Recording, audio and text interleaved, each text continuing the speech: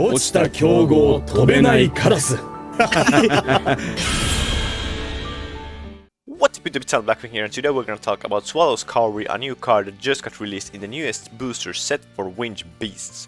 But before we jump into today's video discussion, I quickly want to remind you that if you want to support the channel, see my decklist, see exclusive combo videos, you can become a diamond member from the link in the description down below. So let's start. Swallow's Cavalry's effect reads such as tribute one Winged Beast monster in your hand or face up on the field, add one Winged Beast monster from your deck to your hand with the same level that the tributed monster had, and you can only activate one Swallow's Cavalry per turn. So immediately when I saw this card I started thinking that hey, this reminds me a lot of Swallow's Nest. Obviously the biggest difference between these two cards are that Swallow's Nest actually tributes one face up Winged Beast monster and special summons one. So then I started thinking, okay, Swallow's Cavalry reminds me maybe a little bit more of Small World, because obviously you can also exchange kind of Winged Beast monsters that you have already in your hand for like other ones.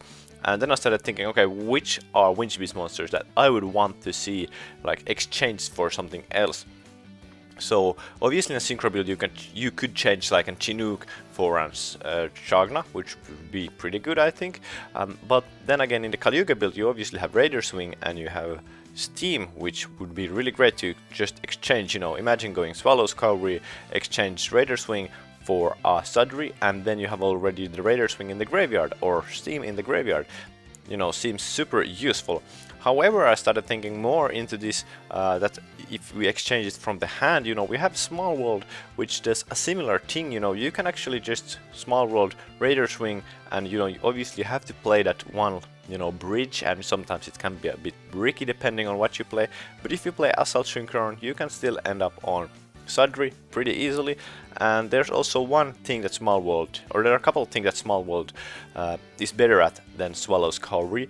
For example, you could also exchange hand traps. So for example, Effect Veiler and Roll Lockboard are gonna be really good hand traps in this format with the fire support out.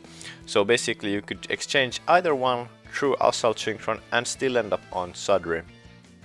So that's really important. So you have basically more cards that you can exchange for your starters, which is nice. And then also Swallow's Cavalry, when it reads tribute one Winged Beast monster in your hand or face up on the field, and like semicolon, that means basically that it's a cost. So if you play Swallow's Cavalry and you know, let's say you send Raider Swing to the graveyard and then your opponent ashes you, you know, that Raider Swing is, you know, off your hand, you know, and you can't do anything about it anymore. So Small World doesn't have that, meaning that when you play it, your opponent does not see which card you would reveal and exchange. So basically it makes them harder to ash, you know, because they do not know like anything, what deck you're playing and what you're revealing and what you want to change, you know. So Small World has that kind of advantage over Swallow's Cavalry. So when I started thinking about like from the hand, the exchanging with Swallow's Cavalry, is that good? I started thinking that okay, well maybe it's not the best, maybe Small World is just doing it simply better. Obviously Swallow's Cavalry is a quick play, but how often would you want to quick play through a quick play spell exchange something from your hand? You know, not that often, so it doesn't give the card that much extra value. However, where the quick play does give value is if you want to change from the field something. So let's say, you know, you summon your Vada and your opponent plays something on it, you know, then you can just Swallow's Cavalry and, you know, for example, get Chagna into your hand, special summon that, and, you know, proceed with the combos. Obviously there's one bad thing about this is that the Vada won't get its effect. So that's a little bit, you know, bad, because obviously you need to send Vada from the field to the graveyard to get Vada's effect. So in that case, Swallow's Cavalry is also not that great. Another case that I started thinking about, okay, that, you know, it's really great, for example, if you get Nibiru'd, yes, sure, then you can, you know, get your Vada out of the field and get Chagna and maybe play through that, because obviously Swallow's Cavalry, the key is that you can kind of exchange your resources from the field back to your hand. But the only case where that is really good is when you get Nibiru'd and when this Swallow's Cavalry is specifically tributing a level 2 monster so you can get your Chagna to the hand. Because otherwise, you know, let's say for example you summon your Sudri and your opponent plays infinite impermanence, and you play, you know, Swallow's Cavalry. Well, sure, you can play it, and you know, you get your Sudri's effect, you know, you get double search. So, you know, Sudri can, for example, search you Vara, and then, you know, Swallow's Cavalry can search you, for example, Shagna. Not Shagna, I mean Shamal.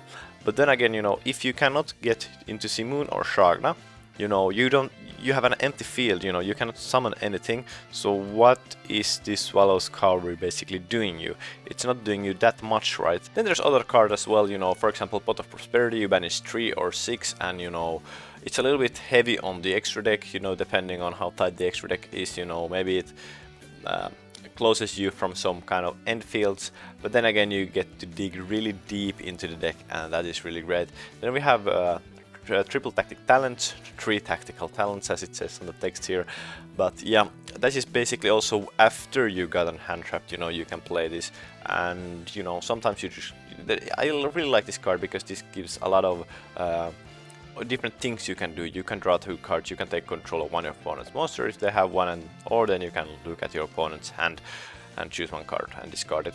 But when I actually saw this card, I started immediately thinking that, okay, maybe this card isn't the best one, and I started thinking about this as Wings Recruital, a card that got released a couple of years ago, if I remember right. And here's kind of the similar thing. You know, if all monsters you control a Winged Beast monster, and you control at least 2 monsters with a different original name. So let's say, you know, you summon like Tepyros and you summon Bora, for example. Then you could play this, and you know, yes, you could draw into those additional starters. But here again, the issue was that you already kind of have the whole combo, and you would rather want something, you know, that helps you to start the combo if you don't have one. Let's say you only draw like hand traps, for example, or something similar, you know, then Small World is really great because, you know, it can exchange this hand trap for another like starter or such. And I feel Allure of Darkness is a little bit similar, let's say, you know, or in a similar position, because all of our hand traps are different like attributes here, you know, wind and they're light and they're this and that, but almost none of them are dark, you know, if you're not playing DD Crow in the main deck, which means again that this kind of mindset of changing your going second cards, your hand traps for starters with this card is not possible, and that's one thing that is really unfortunate in my opinion. And now when we're not playing Auster either, you know, you cannot even special summon back the banished monster like that easily, or you have to use the Black Feather Whirlwind for that. But anyway, let me know in the comment section below what you think about Swallow's Cavalry. Is it worth it to play it? How much do you like it? Would you want to playtest it? Myself, I've been trying to kind of playtest with it. I've actually replaced my Small World ones with it and thought that, you know, that okay, does this give more values in any ways to me? And actually with Pot of Prosperity as well. But at least in my playtestings, it wasn't shining too good. So let's see, maybe, you know, I have to try it a little bit more and see, but for now it doesn't seem that great, unfortunately, in my opinion. Obviously in other decks, for example, such as Flu and Reese, this card is really good, because this is just like what they need to be able to dodge hand traps. However, with Blackwings you always need that one body on the field, one monster on the field to be able to play, and if you tribute that one monster, you know, you're not in a great shape. But yeah, thank you for watching, and I'm out. それでも一人じゃなくなったあいつは強いよ。